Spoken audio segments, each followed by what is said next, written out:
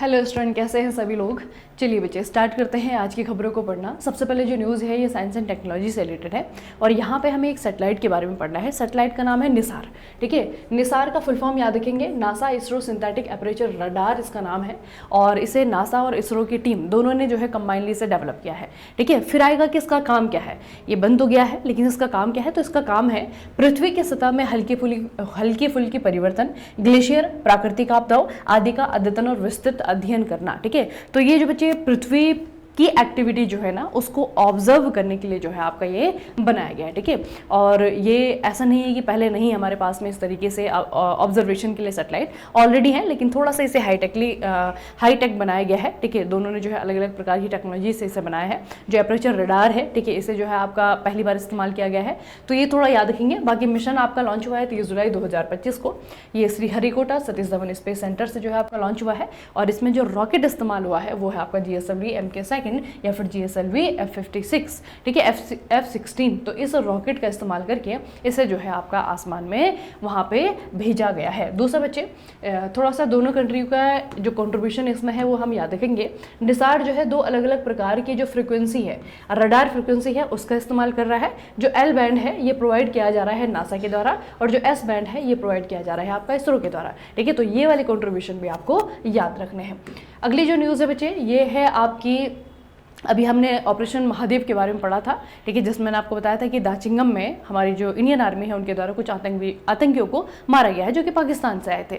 अभी जो है एक और ऑपरेशन आपको याद करना है, ये आपका ऑपरेशन शिव शक्ति। भारतीय सेना के द्वारा जम्मू कश्मीर का जो पुंछ वाला सेक्टर है, अगर पुंछ सेक्टर की हम बात करें तो ये बच्चे आपका बिल्कुल बॉर्डर पे है। ठीक है, मतलब जब भारत पाकिस्तान के बीच में जो भी संघर्ष हुआ था वहाँ पे आप लोगों ने देखा होगा कि शिलिंग जब पाकिस्तान की तरफ से हुई थी तो यहाँ पे लोगों को बहुत नुकसान हुआ था। कुछ लोगों को अपनी जान से हाथ भी धोना पड़ा था, कुछ लोगों को अपने घर छोड़ने पड़ गए थे। ठीक है, तो ये वाला क्षेत्र है एकदम मतलब बाउंड्री वाला क्षेत्र है। तो यहाँ पे जो है आपका कुछ दो आतंकियों को जो है मार गिराया गया है। इस अभियान का उद्देश्य क्या है, आतंकवादियों को नियंत्रण रेखा यानी कि LOC पार करके भारतीय क्षेत्र में प्रवेश करने से रोकना, सीमावर्ती क्षेत्रों की सुरक्षा सुनिश्चित करना और जम्मू कश्मीर क्षेत्र में शांति बनाए रखना। तो ये ऑपरेशन शिव शक्ति आपको याद रखना है। इंडियन आर्मी के द्वारा जो है इसे LOC यानी कि जो बॉर्डर वाला सेक्टर है वहां पे चलाया जा रहा है। अगली जो न्यूज है थोड़ी सी करंट अफेयर, थोड़ी सी हिस्ट्री से रिलेटेड है। ठीक है, तो बच्चे अगर आप दक्षिण भारत का अगर आप लोगों ने इतिहास पढ़ा है तो यहाँ पे जो है एक राजवंश था जिसे कहता है चोल वंश।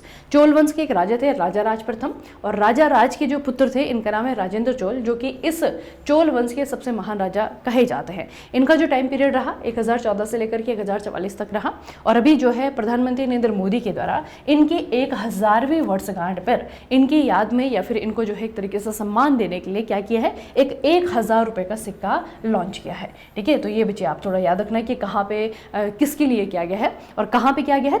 तमिलनाडु का जो गंगईकोंडा चोलपुरम है इनकी राजधानी भी थी यहाँ पे, तो यहाँ पे जो है आपका ये किया गया है, यहाँ पे इसकी लॉन्चिंग हुई है। तो याद रखना है कि कौन से वंश से रिलेटेड है, ऐसा पूछा जाएगा कि 1000 रुपये का सिक्का कौन से वंश से रिलेटेड है, तो चोल वंश से रिलेटेड है। राजा पर्टिकुलरली पूछा जाता है तो राजेंद्र प्रथम, जो आपके राजेंद्र चोल प्रथम है उनके नाम पे जो है आपका ये किया गया है। ठीक है, अगली न्यूज़ बच्चे इंटरनेशनल है। अमेरिका के राष्ट्रपति डोनाल्ड ट्रंप ने 1 अगस्त 2025 से भारत पर 25% टैरिफ लगाने की घोषणा कर दी है। अब इसके पीछे जो है अलग अलग जो है स्टडीज़ हैं इसमें कि क्या रीज़न हो सकता है, तो इसके पीछे बहुत सारे रीज़न है। एक तो जो है अपना विदेशी घाटा घटाने के लिए भी हो सकता है। ठीक है, दूसरा क्या है कि आपको पता है कि भारत और रसिया के बीच में जो आपके ट्रेड चलते हैं है ना, काफ़ी ज़्यादा संबंध जो है आपके इस्टेब्लिश हो रखे हैं। उसके अलावा जो है आपका जो भारत के जो अमेरिकी प्रोडक्ट जो खरीदता है उस पर थोड़ा सा हाई ड्यूटी लगाता है। ठीक है, हाई ड्यूटी टैक्स लगाता है, तो उसमें भी आपका ये भी रीज़न हो सकता है। तो बहुत सारे रीजंस के कारण अमेरिका के द्वारा जो है आपका किया गया है 25% टैरिफ जो है आपका ये लगाने की घोषणा की गई है। अब आप देखें कि टैरिफ जो है अधिकतर न्यूज़ में रहता है जब से डोनाल्ड ट्रंप आए हैं राष्ट्रपति के रूप में। ठीक है, टैरिफ का मतलब क्या है, टैरिफ बेसिकली आपका एक शुल्क है, एक टैक्स है जो कि किसी देश की सरकार के द्वारा आयात यानी कि इम्पोर्ट, निर्यात यानी कि एक्सपोर्ट की जाने वाली वस्तुओं और सेवाओं पर लगाया जाता है। ठीक है, जैसे बच्चे हम कोई सर्विस खरीदते हैं या फिर कोई सामान खरीदते हैं तो हम क्या करते हैं, टैक्स देते हैं, हम GST के रूप में देते हैं। उसी तरीके से अगर हमारा देश किसी और देश से कोई सामान खरीद रहा है, किसी को कुछ बेच रहा है, तो उसको भी जो है टैक्स देना पड़ता है, जिसे टैरिफ कहा जाता है। ठीक है, तो टैरिफ में जो है आपका इंक्रीमेंट देखा गया है 25% का और ये आपका इंप्लीमेंट हो जाएगा आज ही से 1 अगस्त 2025 से। ठीक है, याद रखेंगे बच्चे। अगली जो न्यूज़ है ये आई है आपके उत्तराखंड से।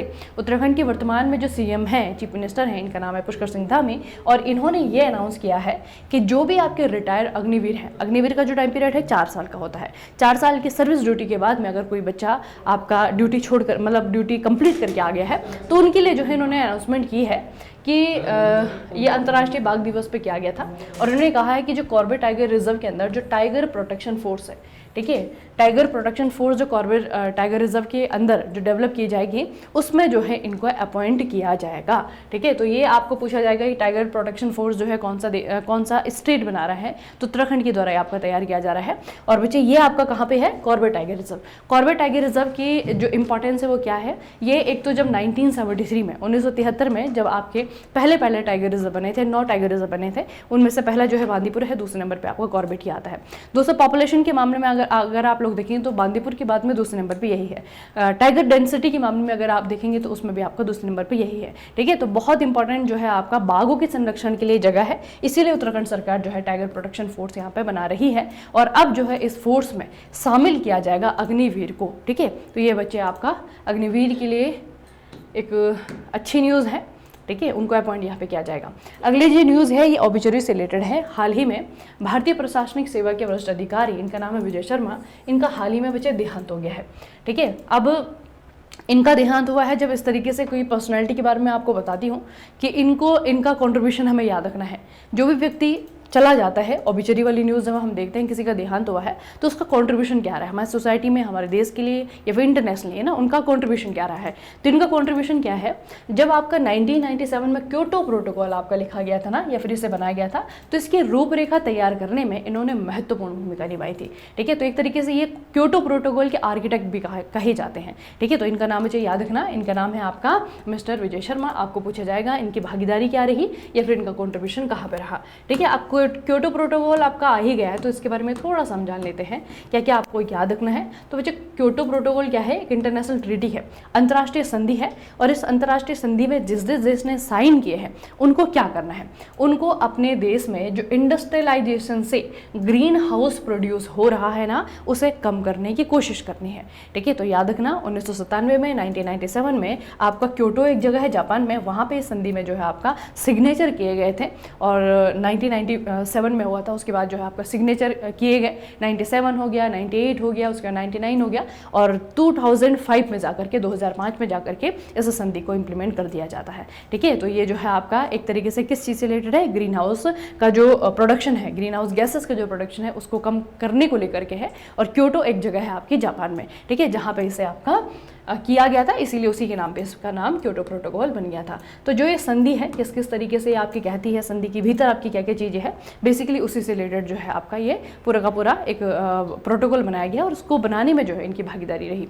अगली जो न्यूज़ है बच्चे ये आपकी है, एक भरतनाट्यम प्लेयर है, नृतिका है, सेंट एलोयसिस कॉलेज, ये मंगलूर यानी कि कर्नाटका की छात्रा है, इनका नाम है रेमोना परेरा ने लगातार 7 दिन तक भरतनाट्यम नृत्य करते हुए लगभग 10,200 मिनट यानी कि 170 घंटे का अभूतपूर्व प्रदर्शन किया है। उन्होंने 2023 में 16 वर्षीय सुधीर जगपत के द्वारा बनाया गया रिकॉर्ड जो कि 127 घंटे का था, उसे जो है आपका ब्रेक कर दिया है।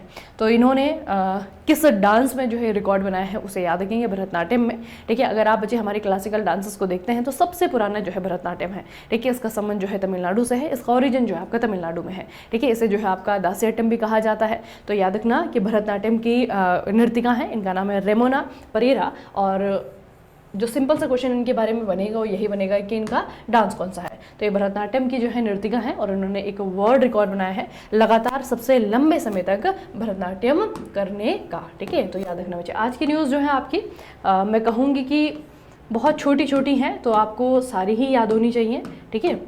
चलिए बच्चे, तो आज का सेशन यहीं पे समाप्त करते हैं, मिलेंगे फिर कल के सेशन में। तब तक के लिए पढ़ते रहिए, बढ़ते रहिए, अपना खूब सारा ख्याल रखिएगा। आप सभी का बहुत बहुत धन्यवाद।